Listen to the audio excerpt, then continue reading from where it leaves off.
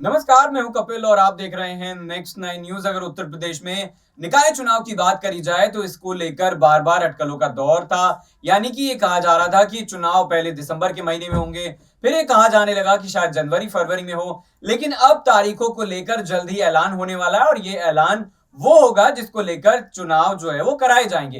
दरअसल आपको पूरा मामला बता दें, सरकार ये चाहती थी कि ओबीसी आरक्षण के साथ ये जो चुनाव है नगर निकाय के ये कराए जाएं, लेकिन ये जो पूरा मामला है ये हाईकोर्ट पहुंचता है। यहां पर एक याचिका दायर कर दी जाती है और इसमें कहा जाता है कि जो बेस है यानी कि जिस आधार पर आरक्षण दिया जाएगा वो सही नहीं है।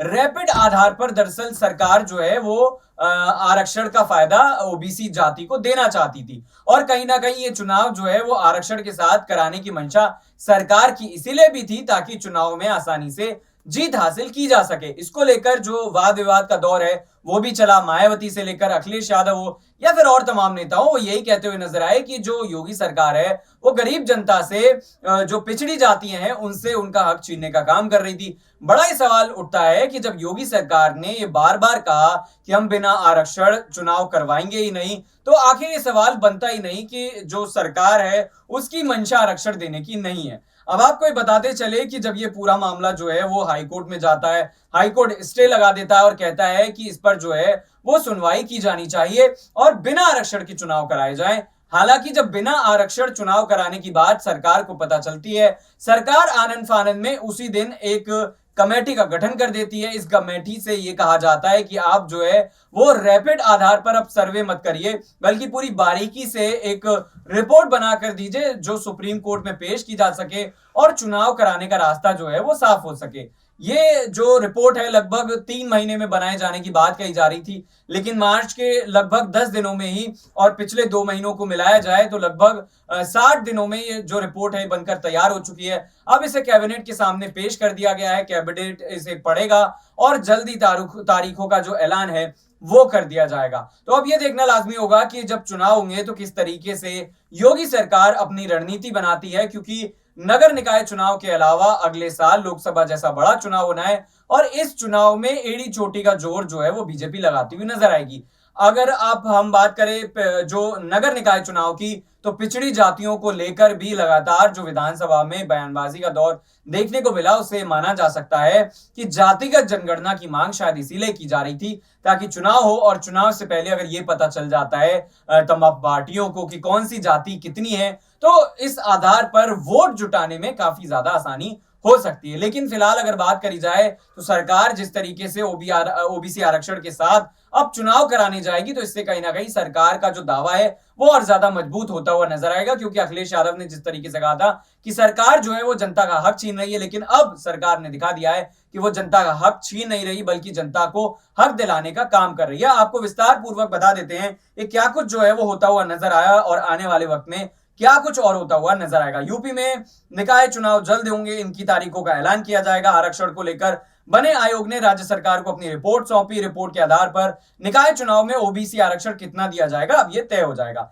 बता दें कि आयोग ने सीएम आदित्यनाथ को यूपी के निकाय चुनाव में ओबीसी आरक्षण पर 305 पन्नों की रिपोर्ट सौंपी है। ये रिपोर्ट आज बैठक में पेश की जाएगी, कैबिनेट की बैठक होगी। इसी रिपोर्ट के आधार पर चुनाव में आरक्षण को लेकर फैसला होगा। अब निकाय चुनाव में चुनाव का जो रास्ता है वो साफ हो चुका है। आरक्षण लागू करने के साथ जल्दी बाकी तमाम तैयारियां भी पूरी की जा सकेंगी।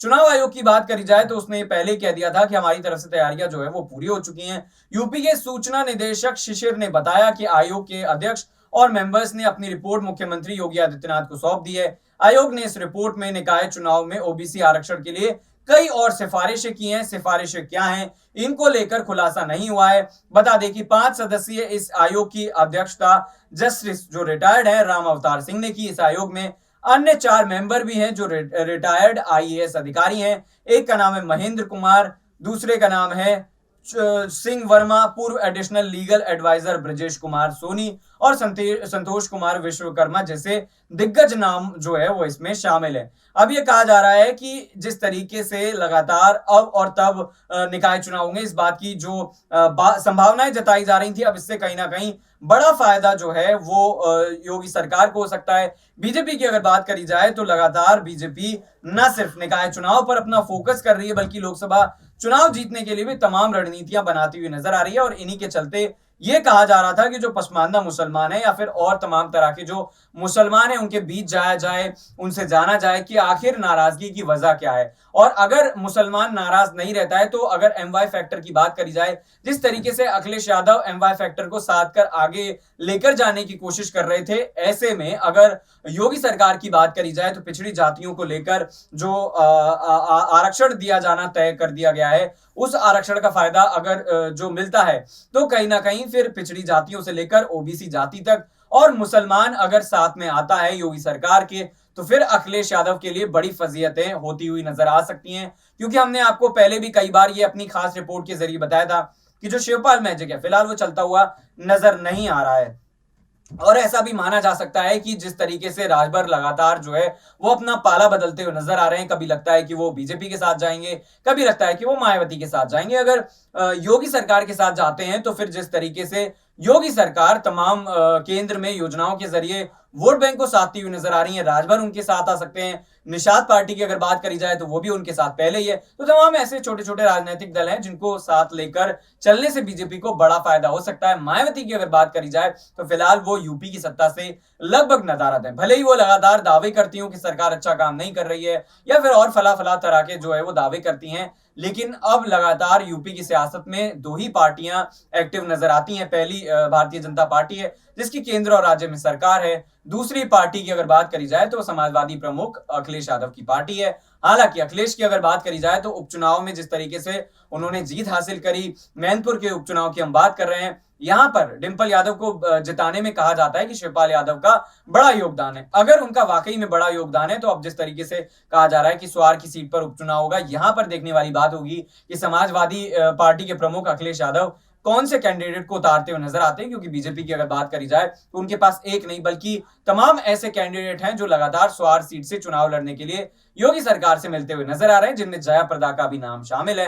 हालांकि इसको लेकर यह कहा गया कि यह शिष्टाचार मुलाकात है, लेकिन सब जानते हैं कि राजनीति में शिष्टाचार मुलाकात का आखिर क्या मतलब होता है। तो अगर यूपी की सियासत की बात करी जाए तो सबसे पहले लोकसभा में 80 सीटें हैं और पिछली बार अगर हम एक बार नजर डालें तो यूपी में ज्यादातर सीटें जो हैं वो बीजेपी को हासिल हुई थी। हालांकि मुफ्त राशन से लेकर मुफ्त तरह की कई चीजों का अनाउंसमेंट जो है वो बीजेपी करती है, लेकिन अगर कोई और राज्य में जो सरकार है, खास तौर पर आम आदमी पार्टी की, अगर वो ऐसा करती हुई नजर आती है तो फिर बीजेपी कहती है कि मुफ्त की रेवड़ियां हैं। लेकिन अगर आम आदमी पार्टी की भी बात कर ली जाए तो यूपी की सियासत में क्या वो अपनी जगह बना पाएगी, ये कहीं ना कहीं देखने वाली बात होगी। लेकिन जिस तरीके से लगातार सियासी समीकरण बदलते हुए नजर आ रहे हैं, निकाय चुनाव एक बड़ा चुनाव है और इसको रिहर्सल की तरह देखा जा रहा है। आपका क्या सोचना है कि निकाय चुनाव आखिर कौन से महीने में हो सकते हैं? जैसा कि मैंने आपको बताया कि मार्च, अप्रैल या फिर मई, ये 3 महीने कहे जा रहे हैं कि इसमें कराए जा सकते हैं। जरूर बताइएगा और निकाय चुनाव में किसकी जीत होगी, किसकी हार, ये भी जरूर बताइएगा। फिलहाल इस खास पेशकश में इतना ही। देखते रहिए नेक्स्ट टाइम न्यूज। नमस्कार।